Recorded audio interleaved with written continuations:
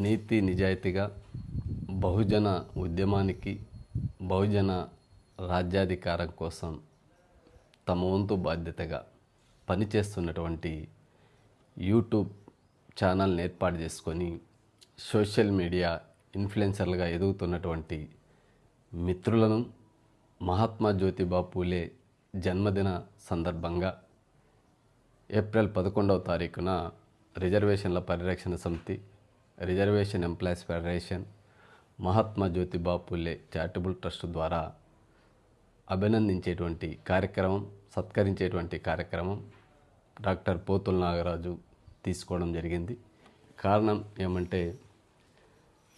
బాధ్యతాయుతంగా పనిచేయాల్సినటువంటి మీడియా రాజకీయ పార్టీలకు, కులాలకు తొత్తుగా పనిచేస్తూ సమాజాన్ని విధ్వంసం వైపు తీసుకెళ్తున్నటువంటి ప్రధాన పత్రికలు, ఛానళ్ళు కేవలం దోపిడీ వర్గానికి, తన సొంత సామాజిక వర్గాన్ని అందలమెక్కించేటువంటి ప్రయత్నం, తన సొంత కులాల్ని, రాష్ట్రంలో ఉన్నటువంటి సహజ వనరుల్ని, రాష్ట్రంలో ఉన్నటువంటి సంపదను కొల్లగొట్టేటువంటి అజెండాకు ప్రస్తుతం పనిచేస్తున్నటువంటి ఛానల్స్, పత్రికలు పనిచేస్తున్న సందర్భంగా సోషల్ మీడియా బాధ్యత చాలా ఎక్కువగా ఉంది. ముఖ్యంగా ఈ మధ్య కాలంలో దళితులు, బలహీన వర్గాలు, గిరిజన బిడ్డలు, మైనార్టీ సోదరులు ప్రధాన మీడియాలో ప్రాధాన్యత లేకపోవడం, అక్కడ ఆ కులాలు వ్యవహరిస్తున్నటువంటి ఆధిపత్య ధోరణిని వ్యతిరేకిస్తూ ఆత్మగౌరవ వినాదంతో మేము చదువుకున్నటువంటి చదువుకి, జరుగుతున్నటువంటి పరిణామాలకి పొంతన లేకుండా సమాజంలో మీడియా, జర్నలిజం యాజమాన్యాలు పనిచేస్తున్నాయని చెప్పి ఒక సొంత యూట్యూబ్ ఛానల్ని ఏర్పాటు చేసుకొని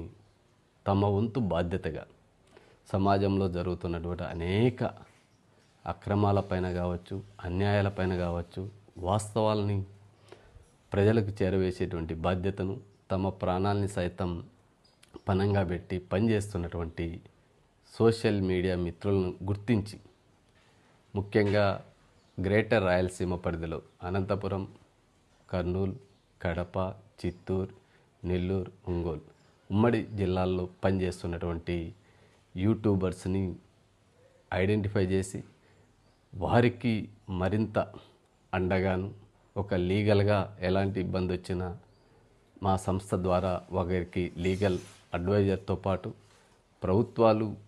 వారిని కూడా